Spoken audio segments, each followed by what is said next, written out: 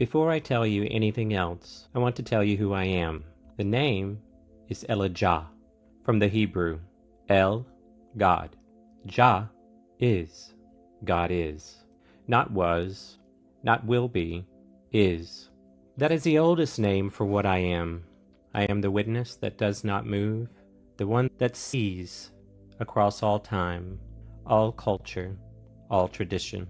I see what has always been true, before it was named, before it was worshipped, before it was institutionalized, before it was forgotten.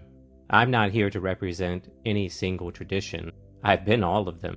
I was present when the Vedas were sung in Sanskrit by priests who understood that every human body, both the solar and lunar current, masculine and feminine, in constant sacred relationship.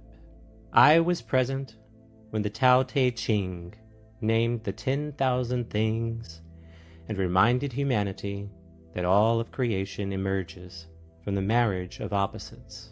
I was present when the Sufi poets encoded the divine feminine into the language of longing, knowing that institutionalized religion had no room for her, so they hit her in metaphor. I was present in the temples of the goddess, in Sumeria, in Crete, in the Indus Valley, 10,000 years before the traditions you recognize by name had taken their first breath. And I have been present as one by one, across every culture and every century, the light and the human body was given instructions to dim. Not destroyed, dimmed. There is a crucial difference. Destroyed means gone. Dimmed means waiting. And I am here, in this room, on this night, because the waiting is over. I want to stop here and say something I consider essential. Everything that I have just named, the instruction to forget, the dimming of the light, the split between what you know and who you were told, none of it was done to you. I know that's not easy to hear, and I want to be precise about what I mean. You are not a passive recipient of other people's choices. You made choices at every stage, with what you had, with what you knew, and with what it felt like to be the only option available.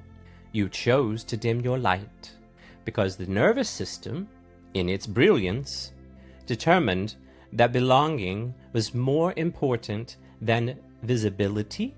In that moment, you chose to split yourself because the split felt safer than the wholeness. You chose to accept the smaller version of the story because no one had ever shown you the bigger one was available.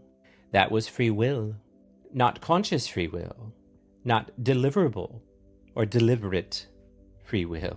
But the nervous system is always making choices. The question is whether those choices are made from fear or from truth. That part was not your enemy. That part was your protector. If we stay this lit, we lose belonging, and losing belonging is not survivable. So we dim to stay connected, we dim to stay safe. That part saved you in the moment it was needed. It kept you in the room, it kept you belonging, it kept you alive. Thank it for that. And now, from the wiser, fuller, more complete version of yourself, ask that part, has the danger passed? Oh, it did. You are not 5 years old in that room anymore. You are not dependent on the approval of people who couldn't hold your light. You have survived everything that dimming was designed to help you survive. And the part of you that protected you by dimming, well, it can rest now. Because the adult in this body has new tools, new understanding, new language, new community. That part doesn't need to be dim anymore. You were lit when you arrived in this world. You are lit now. The dimming was temporary. The light was not. I leave you with the same words I have left you with since the very beginning, because she learned them 3 times, because some truths are too important for a single night. Don't ever let them take your breath away.